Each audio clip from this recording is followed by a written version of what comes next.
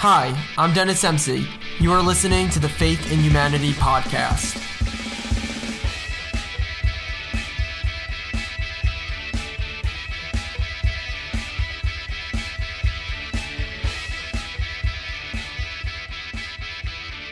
Hello everyone, and welcome back to another episode of the Faith in Humanity podcast, or should I say another minisode of the Faith in Humanity podcast. This minisode is in relation to our 6th episode featuring Andy. Andy is an independent Scientologist from Australia. If you haven't already listened to that episode, I really suggest that you go back and listen to it. We have some great conversation. This minisode is just an extra 15 minutes of conversation I was unable to fit in the original episode. So definitely go back and listen to the original episode and then listen to this episode because they both kind of go hand in hand. All right, one more thing before we get started. I just want to give you guys a warning that there is some cursing on this episode. So if you are around people who have sensitive ears, or if you're a sensitive person yourself, you may want to hold off or maybe just skip this episode. All right, I hope you enjoy. Yeah, I got the book of Dianetics, and I was reading through it, and it's dense. It's definitely I'm sure that you've read it through. I find it very, very difficult to follow a little bit. And I don't know if a lot of people think that, but he uses a lot of terms and everything that, like, luckily I got the one that had like the glossary so like I was able to kind of look up all the words and everything. But he has a lot of meanings to a lot of words that like I've never heard of before. Yeah, I mean, he's got his own unique sort of style of writing. It's a little bit hard to understand. Yeah. And also was written in 1950, and they had their own slang terms and their own way of talking that's different to us these days. So there's that element as well.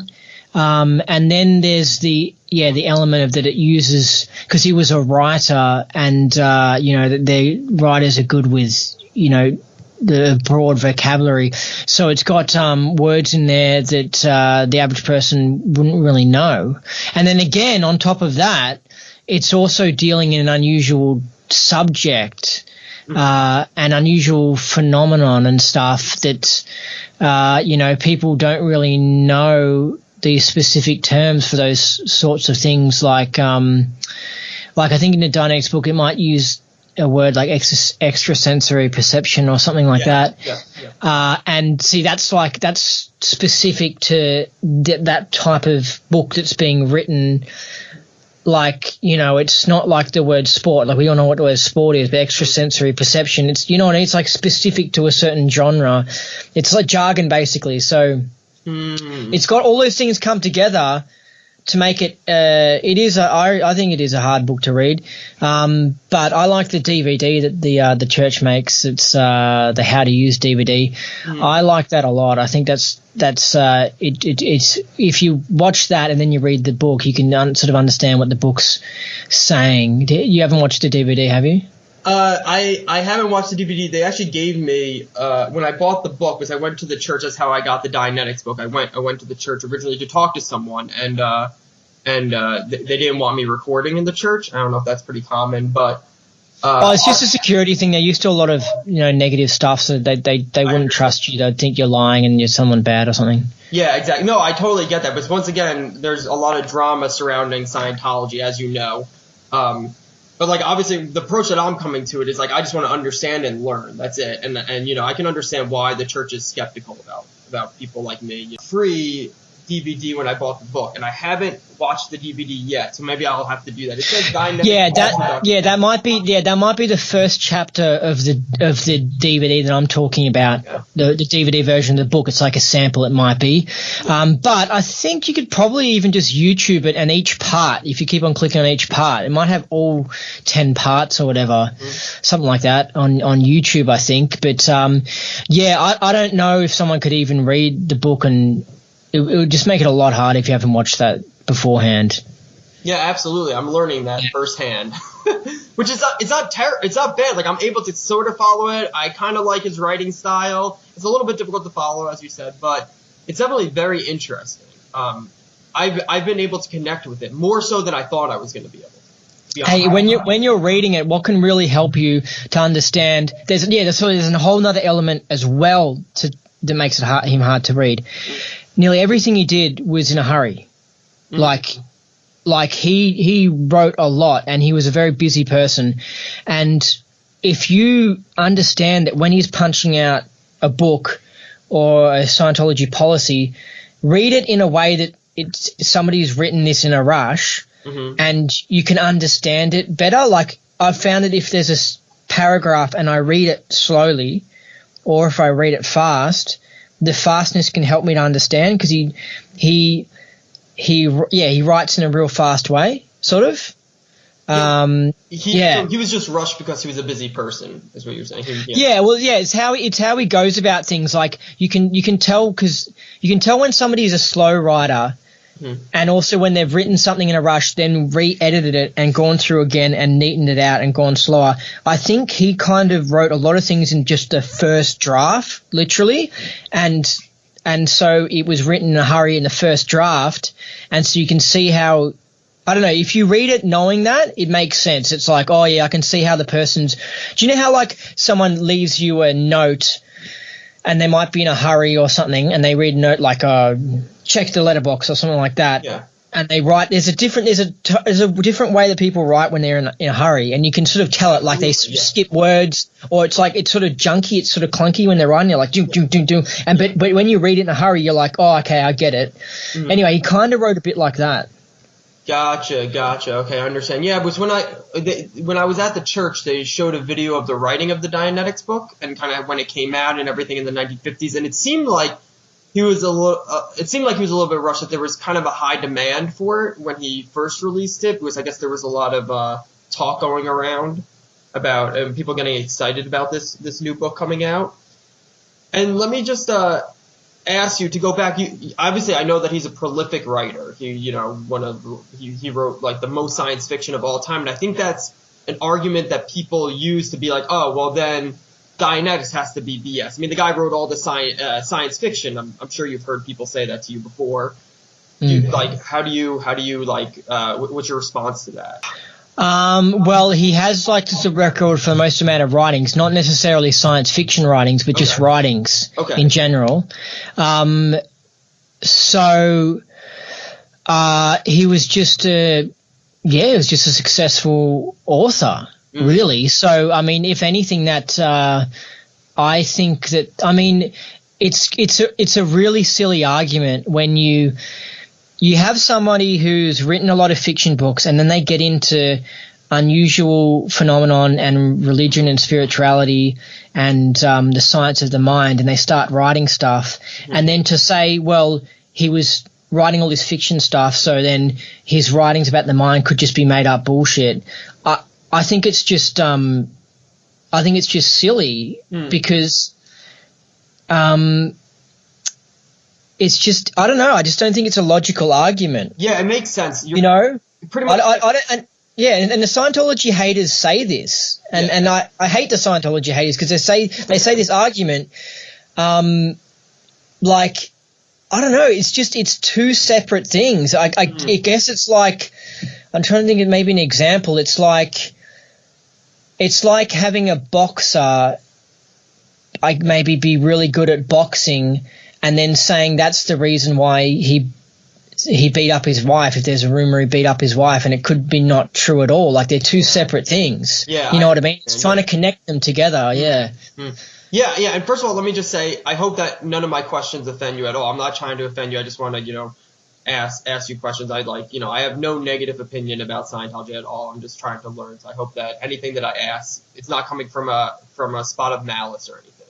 And it makes sense what you're saying. It's almost like, it would be like using your boxer analogy. It would be like if that boxer, you think of a boxer like rough, tough, just like knuckle-headed, just good at punching things, right? And then like that boxer goes and gets his like PhD or something from some like world-renowned institution, and then they're like, well, he's only good for boxing, so let's not like credit him for anything else. That's all he's good for. Like, yeah, I mean, I see it like the same argument that they're saying. I see it as different. I see it as more reason to trust him in his Scientology writings, because it shows that he was a successful, good writer. So therefore, it's like, something good on his resume that makes me like the same as if someone was a really good builder and then they were also interested in becoming a lawyer. I would be like, I'll look at it, I go, well, he made a success of being a builder and he was good at that. So I see it as something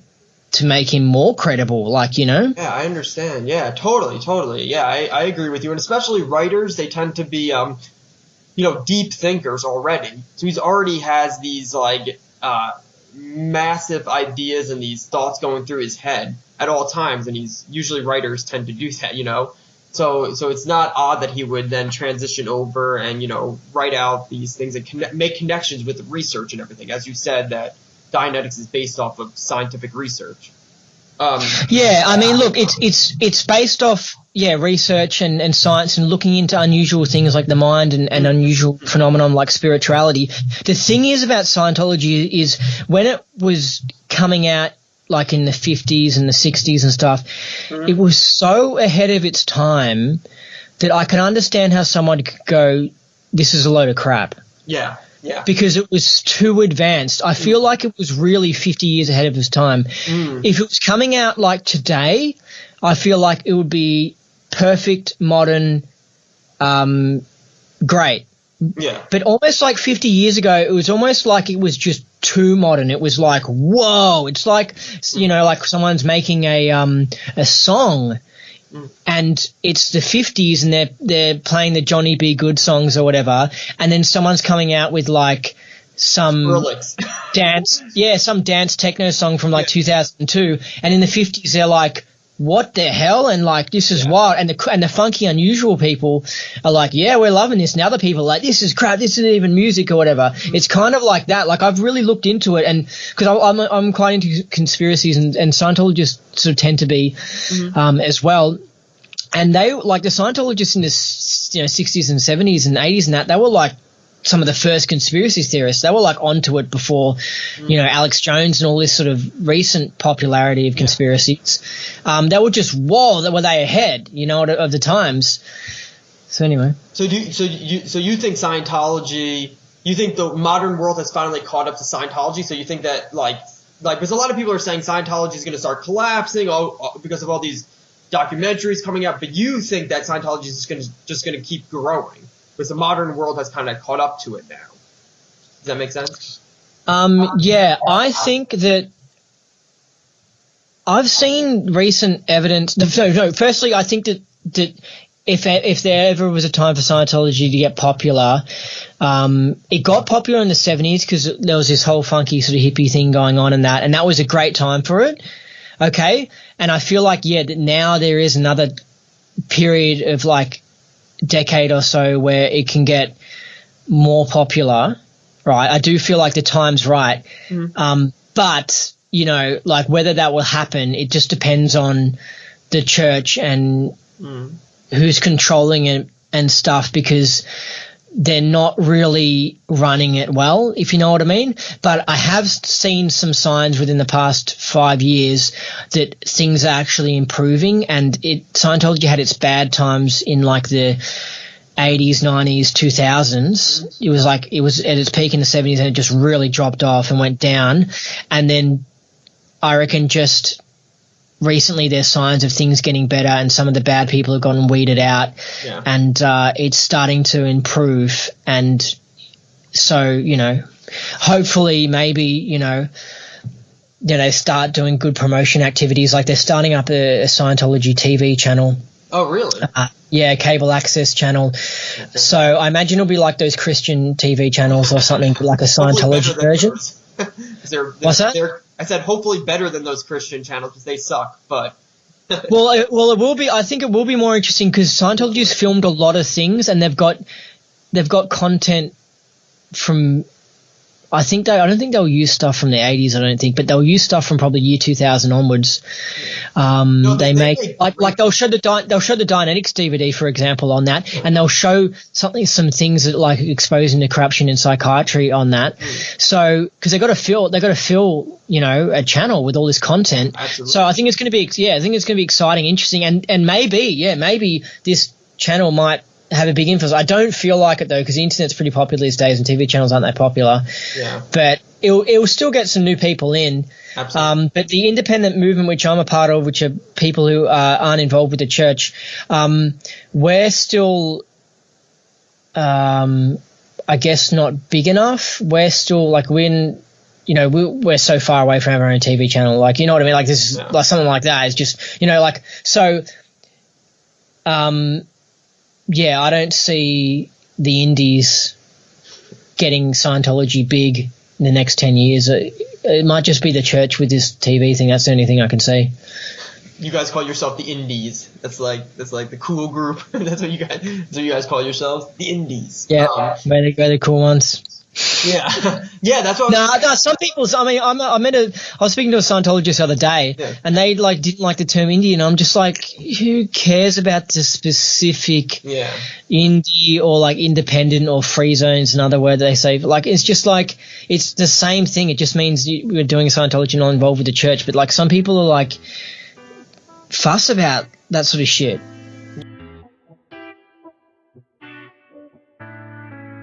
All right, that's going to do it for this mini-sode of the Faith in Humanity podcast. First of all, thank you all so much for listening.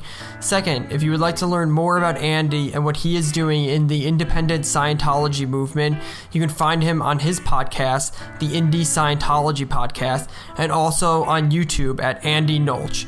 I'll put links to both of those in the show notes and also on our Facebook page. You can find us on Facebook at the Faith in Humanity Podcast. You can also find us on YouTube at the Faith in Humanity Podcast.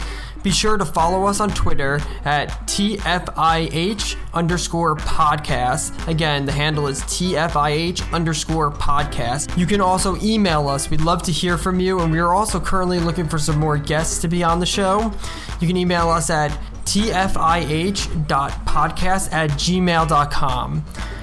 If you could just take a minute of your time and rate us either on iTunes or Stitcher, wherever you get your podcast, that would be fantastic. It would help us so much. We'd be eternally grateful to you. And until next time, stay safe and peace be with you.